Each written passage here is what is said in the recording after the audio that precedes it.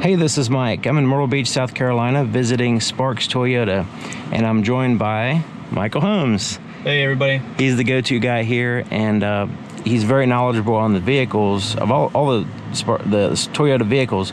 But right now we're looking at a 2020 Toyota RAV4 in the hybrid. So what is the trim level of this one? 2019. Oh, it's a 19. Well, it feels like a 2020. It's like so modern. Futuristic looking, isn't it? Yeah. So what is the trim level of this one? This is the XSE. So this is the true RAV that they're marketing as a sports RAV, because it is actually the fastest RAV4 we've ever had. So the XSE is only available in a hybrid. Now we make other trim levels that are hybrid in the RAV. So we have the LE, XLE, and the Limited. All three are available in the hybrid, but this one specifically, just the styling, this has the black interior, so the roof, like the headliner, the pillars, everything is like a monochromatic sporty look. The outside has all the gloss trim, so like the outside of the mirror covers are gloss black, and they're not just gloss black, they're gloss black metallic, so they actually sparkle. Let me step out so they can see what you're talking about real fast.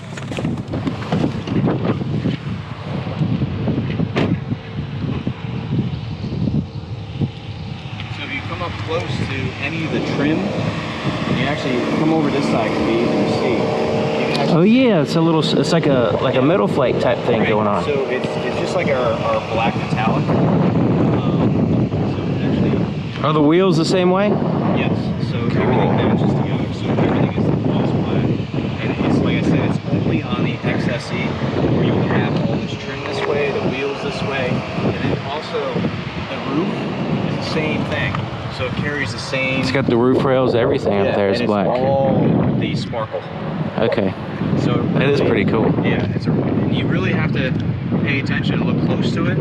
Obviously, this one is not achieved detail. It's all perfect. It really pops, and that's why in the ad campaigns you see the white, that new pearl white that we have. Yeah. Which is replacement covers the windshield. It's the replacement cover for the Blizzard Pearl, and that really goes with this. Yeah, I'm gonna have a separate video showing all the details, but I just wanted everybody to kind of see what you were talking about, because it looks pretty cool.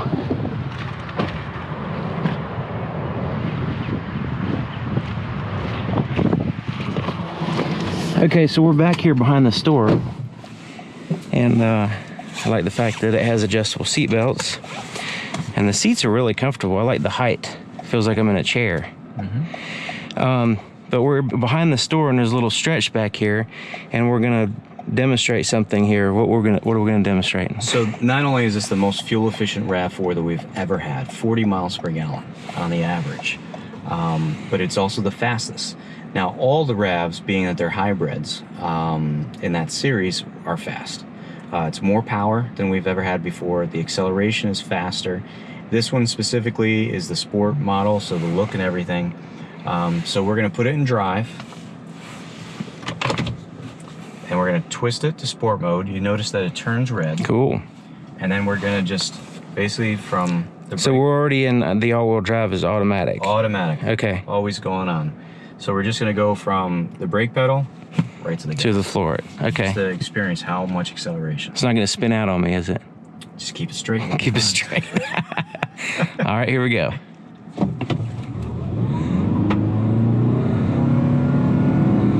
Wow, it puts you in your seat. It pins me in the seat, and right. It didn't spin, and we're on loose gravel. There's a lot of loose gravel on this road, so it was able to really grab and hold and pull us forward. That was awesome. Try it one more time from the stop. Yeah. Just keep it straight.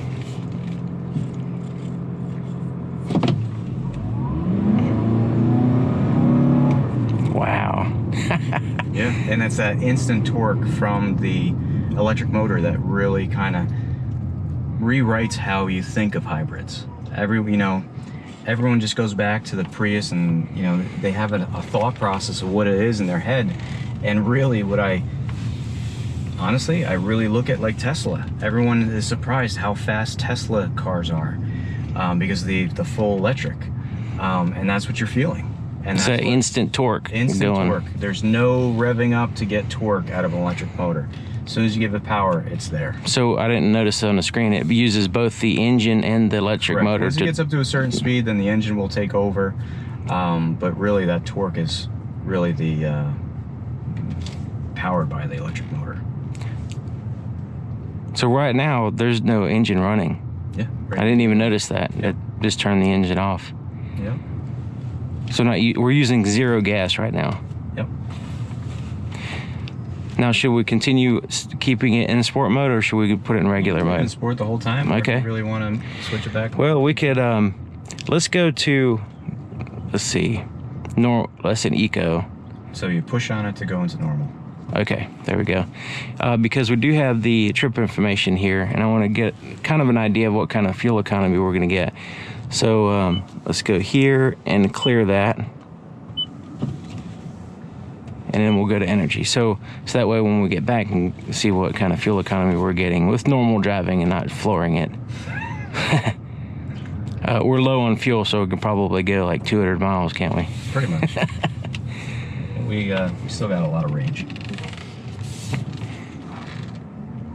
This is nice. This has good visibility too. It does, and that really is especially this. That helps out with the visibility. Big time. Well, a lot of this aids to the new, it's called a TNGA platform. And that's the architecture of the core frame that's on this vehicle, core structure. It's 57% stronger. And they're able, the way they designed it, they lowered the window lines over 1 inch to give you even more visibility. Gives it a lower center of gravity on top of that. Oh, look, 5-0, they found you. Busted. There's 2 of them. They got us, yep. Got us surrounded. So here, I like that screen. Where's the camera? Is like located at the top of the glass back there? Yeah, it's center of the top of the glass. Kind of looks like he's tailgating now, but it gives me a clear, unobstructed view. Right, and that's where the adjustments there, where you can actually, you know, adjust the tilt and all that stuff. Exactly, and like how much magnification and, you know, brightness, contrast levels. So this one has the adaptive cruise control. Oh yeah, you got the full TSSP 2.0, so you have the cruise control, lane departure alert, lane tracing, all those items. Has the automatic headlights, automatic high beams, pedestrian detection, heated steering wheel. Yeah. Wow. And this actually has still more equipment you can add. You can get and this sounds crazy to me because it's not a big car. It's I think it's an 11 speaker with 9 different locations, JBL audio, full surround. So that's an upgrade to this one. 800 watts. Wow, that's nice. That's a lot. I mean, it really is. Let me know when you get one in. I'd like to do a... And that comes with the panoramic sunroof, so it's all glass. So this has the normal. This is a normal, which is a pretty sunroof. good size. Of course. But you can really trick it out with the big sunroof too.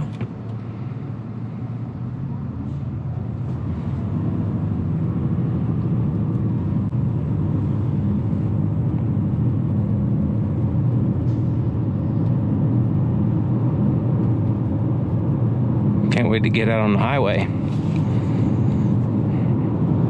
Nice thing with this too, this does have the blind spot monitoring as well. Okay, I see it illuminating on this side. Yep, and that's when we were driving back to that spot before. We had the rear cross traffic alert, and that's all tied together.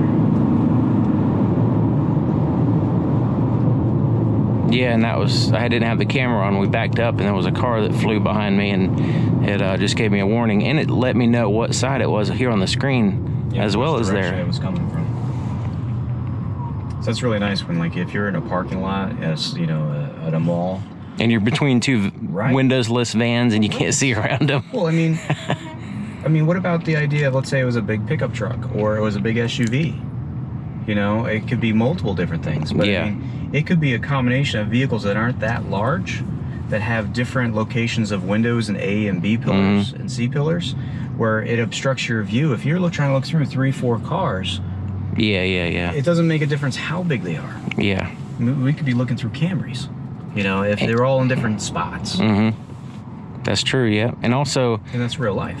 a motorcycle or something like that. I'm assuming it'll pick up a motorcycle. Oh, yeah.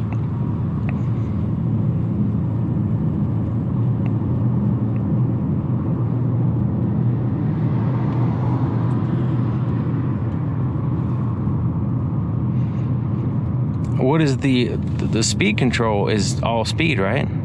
So, I mean, I can set it right now, right?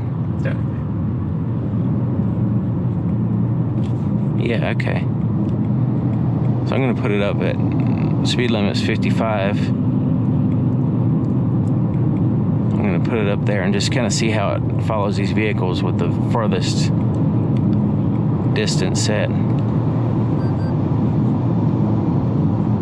The only thing I'd be a little wary of, it doesn't know that we're going to be taking a banking turn.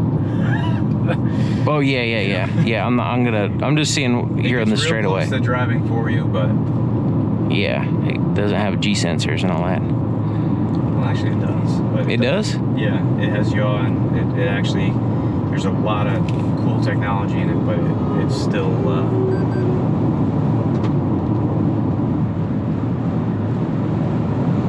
Sure is windy out. Yeah. I don't know if you can hear that on the camera. Yeah, it's windy enough to make even the side mirrors shake a little bit. Okay, so I didn't put my turn signal on, so it gave me a little warning when I crossed over those lines. So I'll leave the cruise control off until we get out on the highway.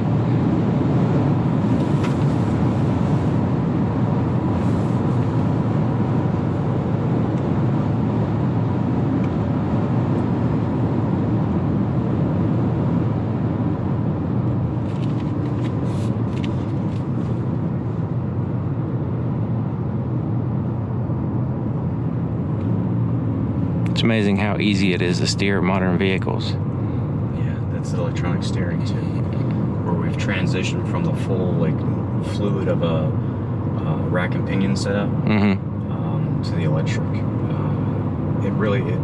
What's really neat about it is that it will adjust how fast, the faster you go, the less power assist it gives you, to give you a better feel of the road.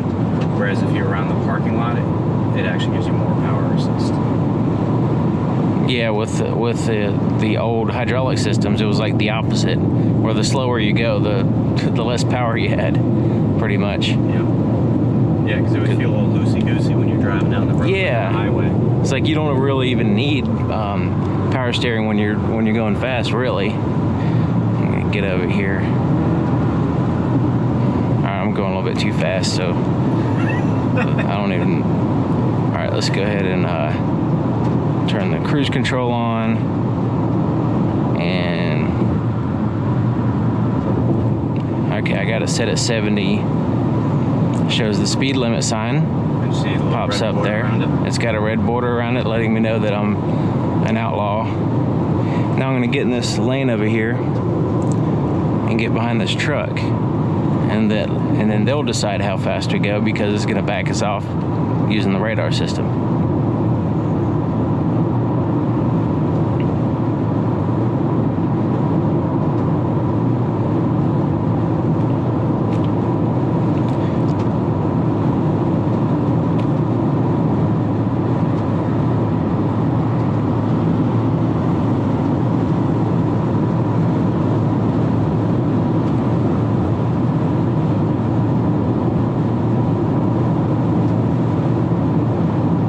Even with all the wind, it feels pretty solid. I mean, it doesn't feel, I'm not blowing around. Like my car sometimes will get blown around on the road, which I feel a little bit now that I said that. But that's... So another cool thing with this whole new redesign, did you see the specification of what the ground clearance on this vehicle is? No. So the previous generation RAV was 6.1 inches off the ground. Okay. This is 8.1 inches. 8 inches? So, yeah. So if you do the research, it has more, I believe, and I'll look it up right now, but I believe it's more than like most SUVs, like in its class, by like a lot. 8 inches, wow.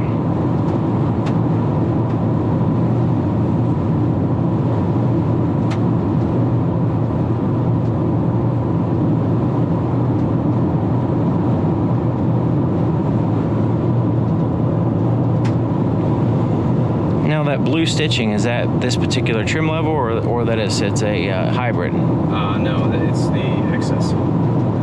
Okay.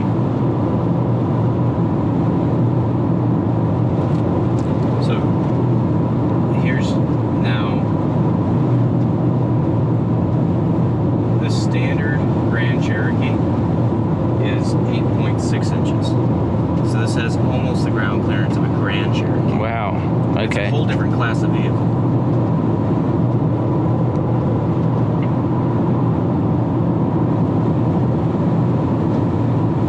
So if we look at, let's say, a regular Cherokee.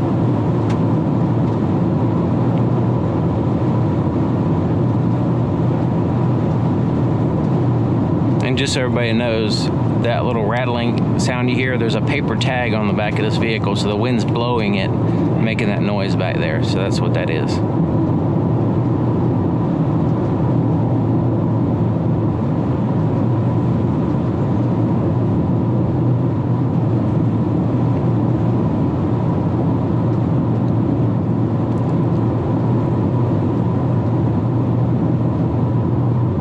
It's very...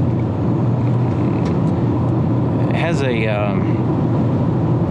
pretty, the suspension is pretty it's soft enough to where you don't feel like a lot of the bumps, but it doesn't feel boaty or anything.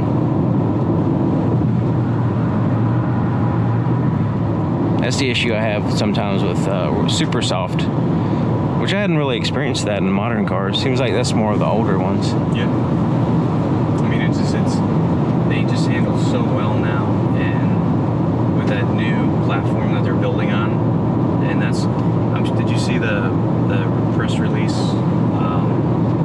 where they're talking about the new Toyota Tacoma and Tundra? So Toyota is, to save money, they're, instead of reducing options, reducing safety equipment, instead of changing all that, which a lot of manufacturers have done, like, remember years ago when Volkswagen did the Jetta price cut? It was like they cut the price on the Jettas by like $5,000. They removed like a ton of equipment to make that entry level as like low as they could. So instead of reducing equipment, what Toyota's doing is that they're sharing their structures, or making a core structure they can use in multiple vehicles. So between our Lexus lineup and our Toyota lineup, we're having new core frames and structures we can use in both. And the benefit for the consumer, for a Toyota consumer, is that you are getting not only, you know, the best quality possible, but it's raising that bar, because now we're using the same exact equipment as our Lexus lineup. So like the Camrys on the new TNGA platform, the Prius, the Corolla, this RAV4, so we're sharing it across the board, you know, with them in regards to other vehicles. So now, you know that the Tacoma and Tundra are using the same factory. They're all made in San Antonio, Texas. Okay. Okay, in the same factory.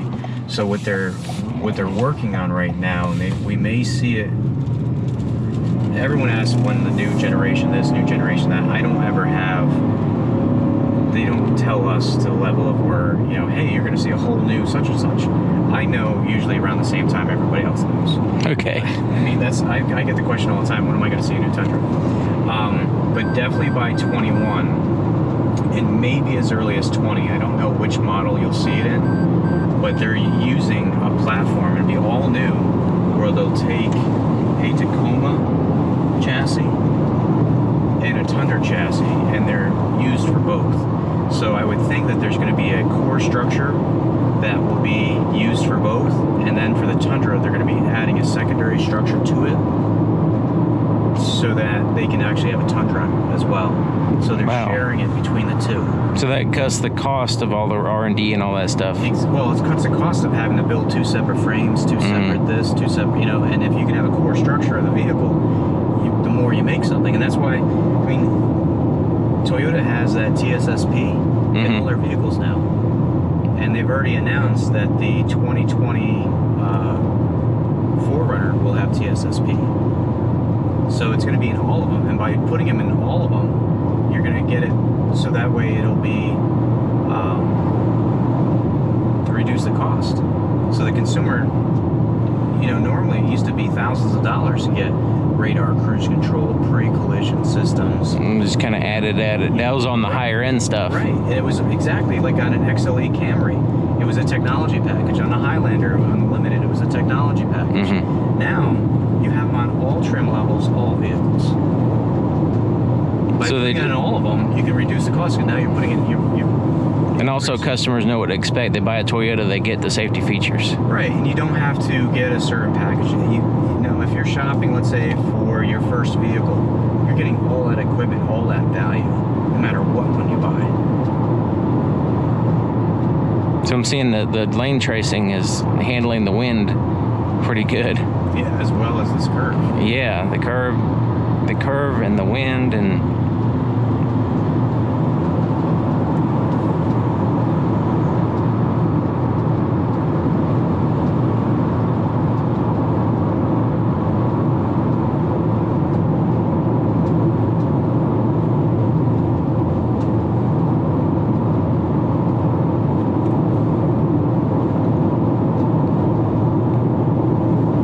I noticed this one is made all in Japan, right? Is that what? Yeah, all our hybrids are built in Japan. Okay. So all our Priuses, anything that's really has the hybrid technology comes right out of Japan.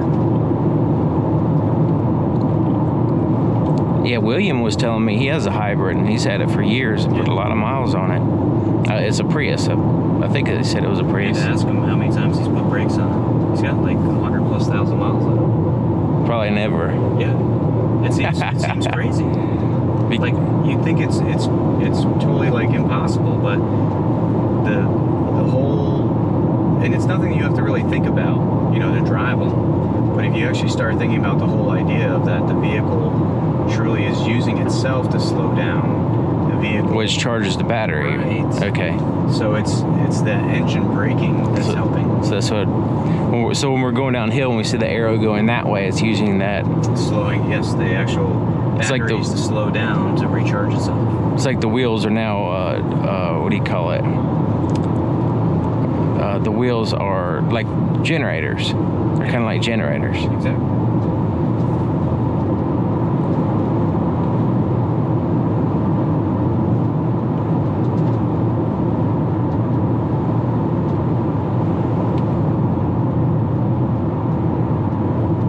So this one's like the Corolla in that it uses the camera system for these speed signs.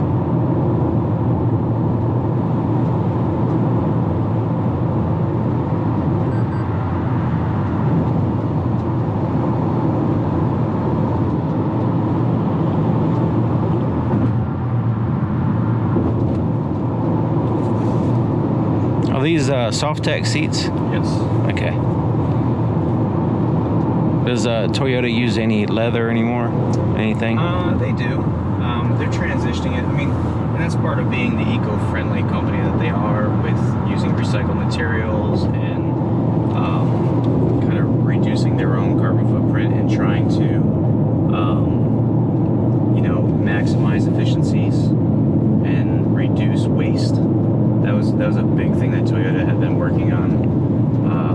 Trying to figure out how to reduce waste from their factories and whatnot, and that's just a real big thing. And honestly, a lot of our clients, that's always a common question, and it's more so that because people are eating or looking at different types of diets and whatnot. A lot of clients that are vegan. Yeah. And it's the idea they don't want to be sitting on leather, and that's so the Softex is, and a lot of people say the Softex holds up better. It does, because it doesn't. And what people forget, and it's funny how quickly people forget, when they've had a vehicle with true leather seats, you see how they get like those veins through them. Yeah, because they get hard. Yeah, because they, especially if you don't maintain them constantly. And a lot of people, honestly, they want something that's low maintenance. They don't want to. They hold a lot of heat too. Right, and that's a huge byproduct of leathers that holds the heat. The Softex is softer, wears better, does not retain the heat when it's in direct sunlight. And you don't need to like put any kind of conditioner and all that stuff on it, right? You just use them. Exactly.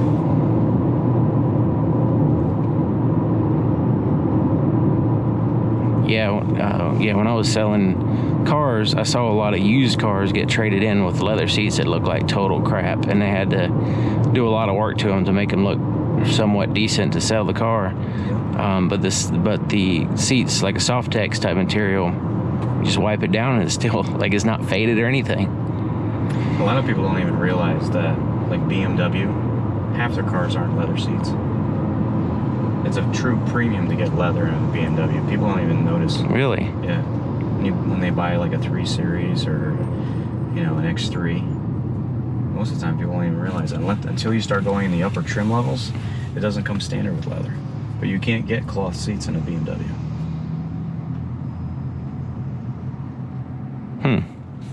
Like that 325i in front of us? Yeah. I guarantee you it's not leather. So some kind of synthetic stuff. Yeah. What about the steering wheel? Same thing with Softex? Yeah. Okay. Feels like leather to me. I like the way it has a little bit of little bit of give to it. It's not too hard. Mm-hmm.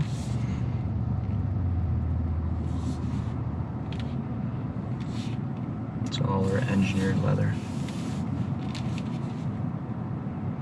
And you notice how all the new vehicles now have Safety Connect? See it up there? What if we were to push that button? What would happen? It would go to a call center. And what are they just like if you need roadside assistance, that kind of thing? Yeah, there's a whole bunch of things that they do, theft recovery. So if someone steals your car. Then you can call them up and they can kind of tell where the car is. There's a car fire on the side of the road. Let's say you could be anywhere, and let's say your cell phone's dead. Mm-hmm. So this has its own cellular connection. Mm-hmm. Has nothing to do with you. Verizon. So there's no phones paired right now, and it would work. Yeah. Yep. And you can actually see that's the signal strength of the vehicle. That right there? 3 little bars. Oh, okay. Yep. Cool. Let's look at the trip information here. So 27.7, is that what it's showing? Mm-hmm. Cool. A lot of this also has to do with the fact that it has like no miles on it, Yeah. It usually takes about 1,500 to 2,000 miles for the whole system to really calculate the driving.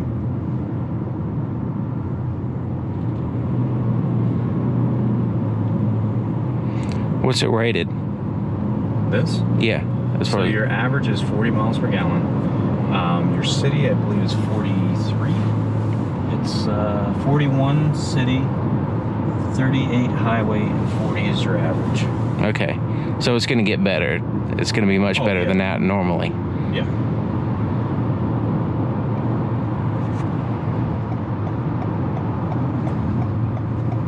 And the amazing thing is, for the size of the vehicle, to be a true 5-seater vehicle, and to have the storage in the back, and to be an SUV.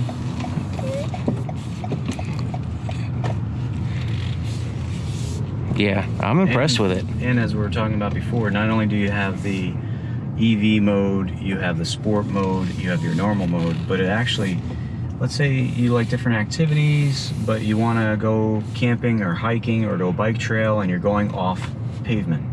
There's even a trail mode.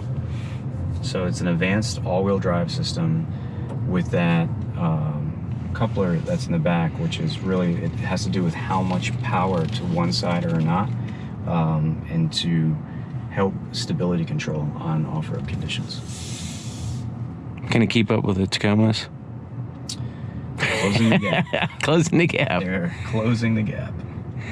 So, tell me some of the advantages of buying from you at Sparks Toyota.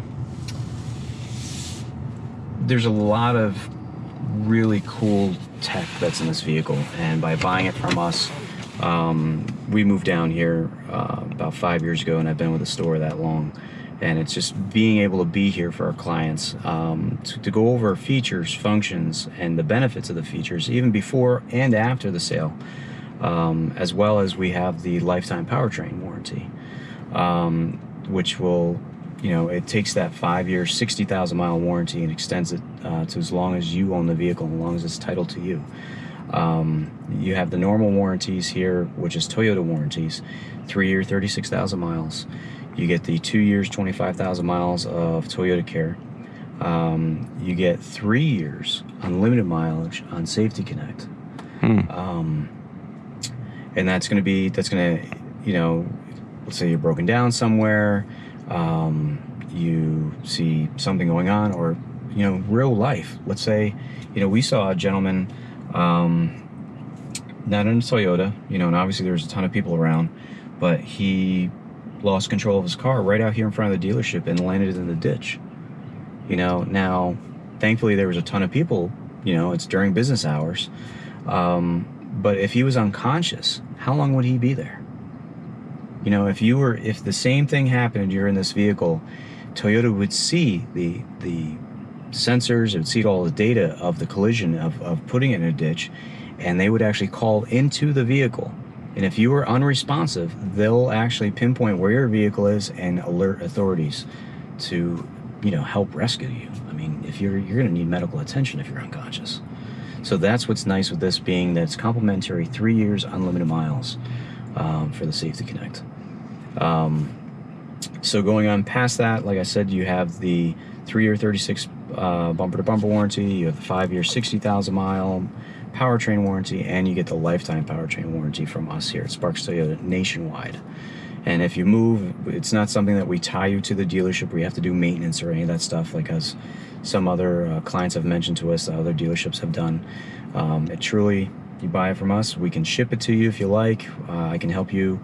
We have a company that I would recommend. It's a third-party company that will assist you in getting it from here to anywhere in the U.S. Can you turn this into a Trail King? Certainly can. Okay, this would be a good one to turn into a Trail King. Absolutely. And so you can check my channel for the Trail King video that we did with Michael Holmes. He customized a RAV4. Yep. But I think that's about it. And we'll put some links in the description there for other videos that Michael Holmes is involved in with custom Tundras, Tacomas, and also the Trail King. Thanks for watching, and thank you to Michael Holmes. Thank you, guys.